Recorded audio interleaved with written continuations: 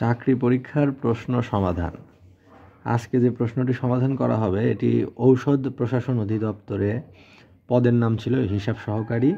পরীক্ষা অনুষ্ঠিত হওয়ার তারিখ ছিল 1/10/2021। সময় ছিল 90 মিনিট, পূর্ণমান 70। এবং এটি পড়া হচ্ছে রিসেন্ট পাবলিকেশনের জব সলিউশন বইটি থেকে। তো 1 নম্বর প্রশ্নে ছিল যে সন্ধি বিচ্ছেদ করুন। নদ্যম্বুর সন্ধি বিচ্ছেদ করলে দাঁড়ায় নদী যোগ অম্বু।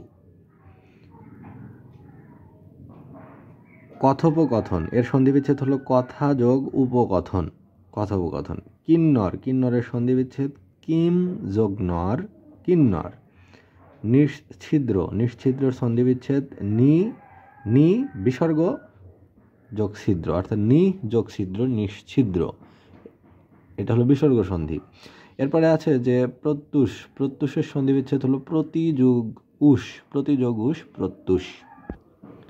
2 নম্বর কোশ্চেন ছিল যে কারক ও বিভক্তি নির্ণয় করুন। 1 নম্বর হলো বাবা বাড়িতে আছেন।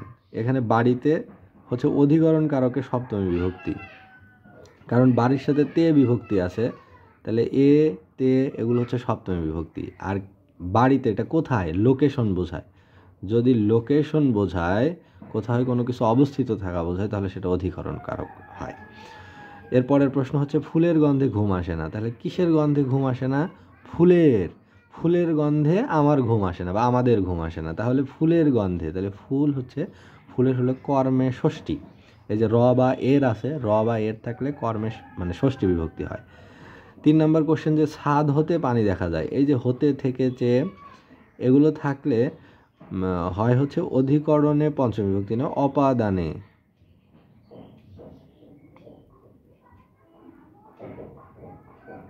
না, অধিকরণে, কারণ ছাদ যে একটা লোকেশন, তাহলে লোকেশন আর হতে থেকে চেয়ে হলো পঞ্চমী বিভক্তি, তাহলে অধিকরণে পঞ্চমী বিভক্তি, এটাই হবে। তারপরে আছে যে শিক্ষককে জানাও। কাকে জানাও? শিক্ষককে। কে জানাও? তুমি জানাও, তুমি বা তোমরা জানাও। তাহলে তুমি বা তোমরা ওইটা যদি হইতো তাহলে কর্তৃকারক, তাহলে কাকে জানাতে হবে? শিক্ষককে। শিক্ষক হলো কর্ম, অবজেক্ট, তাহলে কর্মকারকে দ্বিতীয় বিভক্তি। আর কে বা রে এগুলো থাকলে দ্বিতীয় বিভক্তি হয়। এরপরে আছে যে এ কলমে ভালো লেখা হয়। এ কলমে মানে কলম দ্বারা, কোনো কাজ যদি দ্বারা উপায় কোনো কিছুর মাধ্যমে করা হয় তাহলে সেটা হয় করণ কারক। তাহলে এ কলমে ভালো লেখা হয়, এটা হলো করণে সপ্তমী বিভক্তি। এরপরে আছে যে নিচের বাগধারাগুলোর অর্থসহ বাক্য রচনা করো। অর্থসহ বাক্য রচনা করতে হবে। 1 নম্বর প্রশ্ন ছিল ভরাডুবির অর্থ হচ্ছে সর্বনাশ। বাক্য রচনা হচ্ছে কারো ভরাডুবি করতে গেলে নিজেকেই ভরাডুবিতে পড়তে হয়। 2 নম্বর প্রশ্ন ছিল যে ভিটায় ঘুঘু চড়ানো। এর অর্থ হলো সর্বশান্ত করা। এটা দিয়ে বাক্য রচনা হলো আগের দিনে অনেক জমিদারই প্রজার ভিটায় ঘুঘু চড়াতেন। অর্থাৎ হলো ঘুঘু চড়াতেন মানে জনমানব শূন্য করা, নিশ্চিহ্ন করা, অর্থাৎ তাকে সর্বশান্ত করা। 3 নম্বর কোশ্চেন হচ্ছে কুয়োর ব্যাং অর্থ হলো সীমাবদ্ধ জ্ঞান সম্পন্ন। এটার বাক্য রচনা হলো তুমি তো কুয়োর ব্যাং, ঘর হতে আঙিনা বিদেশ। অর্থাৎ তুমি তো বাড়ি থেকে বেরই হও না, তোমার জন্য ঘর হতে একটু আঙ্গিনায় গেলেই মনে হয় যে বাইরে চলে এসেছো, বিদেশে এসেছো। পরের প্রশ্ন ছিল ঠোঁট কাটা অর্থ হলো স্পষ্টভাষী। এর বাক্য রচনা হলো এমন ঠোঁট কাটা লোক আর দেখিনি, গুরুজনদের সামনেও মুখে কিছু আটকায় না। গায়ে পড়ার অর্থ হলো অযাচিত। এর বাক্য রচনা হলো তোমার গায়ে পড়া কথায় কি আসে যায়, আমরা মোটেই তাতে কোনো গুরুত্ব দেই না। অর্থাৎ গায়ে পড়া মানে আগ বাড়িয়ে কোনো কিছু করা, অর্থাৎ ইন্টারফেয়ার করা, নোজিং করা, অর্থাৎ অনধিকার চর্চা করা। 4 নম্বর কোশ্চেন ছিল যে সংক্ষেপে উত্তর লিখুন। সংশয়ের বিপরীতার্থক শব্দ কি? সংশয় অর্থ কি? দ্বিধা। এর বিপরীতার্থক শব্দ হলো প্রত্যয় মানে আত্মবিশ্বাস, দৃঢ়তা। লুঙ্গি কোন ভাষার শব্দ? লুঙ্গি হচ্ছে বর্মী ভাষার শব্দ বা মায়ানমারের শব্দ। ভাষার ক্ষুদ্রতম একক কোনটি? ধ্বনি। গোবর গণেশ বাগধারার অর্থ কি? মূর্খ বা ইগনোরেন্ট, সেই ইগনোরেন্টকে বলা হয় গোবর গণেশ। এরপরের প্রশ্ন ছিল বঙ্গভাষা কবিতার রচয়িতাকে? সঠিক উত্তর হবে মাইকেল মধুসূদন দত্ত। 5 নম্বর কোশ্চেন ছিল যে transform the following sentences as directed in the brackets, অর্থাৎ ব্র্যাকেটে নির্দেশনা অনুযায়ী নিচের সেন্টেন্সগুলোকে পরিবর্তন করতে হবে।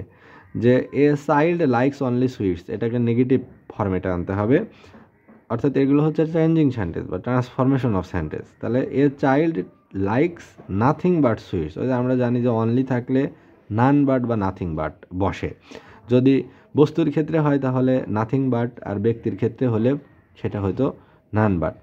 এরপর আছে যে হি ওয়াজ সিনসিয়ার টু হিজ ডিউটিস, সে তার ডিউটি বা দায়িত্বের প্রতি বেশ আন্তরিক। এর ইন্টারোগেটিভ হবে ওয়াজ হি সিনসিয়ার টু হিজ ডিউটিস।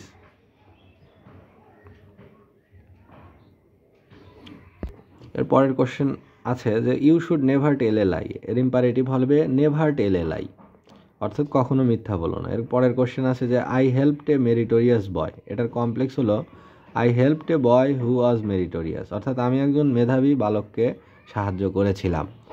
তাহলে এর কমপ্লেক্স হলো আমি এমন একজন বালককে সাহায্য করেছিলাম যে মেধাবী ছিল, তাই তো কমপ্লেক্স হয়ে গেল, অর্থাৎ জটিল বাক্য হয়ে গেল। সহজ ছিল, সরল ছিল, সেখান থেকে জটিল বাক্য করতে হলো। ই নাম্বার কোশ্চেনে আছে যে he is so weak that he can not walk, এর সিম্পল হলো he is too weak to walk, অর্থাৎ সে এতই দুর্বল যে হাঁটতে পারে না। এরপরে আছে যে রাইট অ্যাপ্রোপ্রিয়েট প্রিপোজিশন, অর্থাৎ নিচের শূন্যস্থানগুলো অ্যাপ্রোপ্রিয়েট প্রিপোজিশন দিয়ে পূরণ করো। এ নাম্বার কোশ্চেন হচ্ছে হি ওয়াজ এক্সক্লুডেড ড্যাশ দ্য লিস্ট, তাহলে এর সঠিক উত্তর হবে হি ওয়াজ এক্সক্লুডেড ফ্রম দ্য লিস্ট। এরপরে আছে the thief entered dash the room, সঠিক উত্তর হবে ইন্টার্ড ইনটু দ্য রুম, অর্থাৎ ভিতরে প্রবেশ করলো। সি নাম্বার কোশ্চেন আছে যে the old man died dash COVID-19, এটা হবে of the old man died of COVID-19, অর্থাৎ বৃদ্ধ লোকটি কোভিড-19 রোগে মারা গেল, অর্থাৎ কোনো কারণে কোনো রোগে মারা যাওয়া, সেটা হলো die of. D number question হচ্ছে I have no desire dash riches, সঠিক উত্তর হবে for I have no desire for riches. এরপর আছে যে the principal is beset dash flatterers, তাহলে the principal is beset with flatterers, অর্থাৎ অধ্যক্ষের চারদিকে শুধু চাটুকার।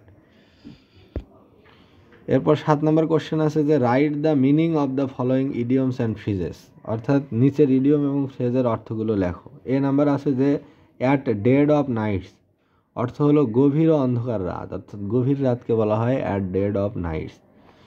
বি নাম্বারে আছে এ স্লোকোস, এ স্লোকোস অর্থ হচ্ছে অলস, অলস লোককে বলা হয় এ স্লোকোস। সি নাম্বারে আছে এ ফার ক্রাই, এ ফার ক্রাই অর্থ হচ্ছে বিশাল ব্যবধান বা বিস্তর পার্থক্য। ডি নাম্বার আছে অল অ্যান্ড সান্ড্রি, অর্থ হলো প্রত্যেকে। ই নাম্বারে আছে bring to book, bring to book মানে হলো তিরস্কার করা, তিরস্কার করা বা কাউকে উপহাস করা, সেটা হলো ব্রিং টু বুক। আচ্ছা, এরপরে 8 নম্বর প্রশ্ন আছে যে ট্রান্সলেট ইনটু ইংলিশ, অর্থাৎ নিচের 5টি সেন্টেন্সকে বাংলা থেকে ইংলিশে ট্রান্সলেট করতে হবে। এ নাম্বার হলো বাবা গতকাল সন্ধ্যায় বাড়ি এসেছেন, এর ইংরেজি হলো my father came home yesterday evening. B number question হচ্ছে আমি কখনো হিমালয় দেখিনি, এর ইংরেজি হলো I have never seen Himalaya. C number question আকাশ মেঘলা, এর ইংরেজি হলো the sky is cloudy. D number হচ্ছে আষাঢ়ে বৃষ্টি হয়, এর ইংরেজি হলো it rains in the month of Ashadh, অর্থাৎ আষাঢ় মাসে বৃষ্টি হয়। ই নাম্বার কোশ্চেন হচ্ছে দয়া করে আমাকে মাফ করুন, এর ইংরেজি হলো প্লিজ ফরগিভ মি।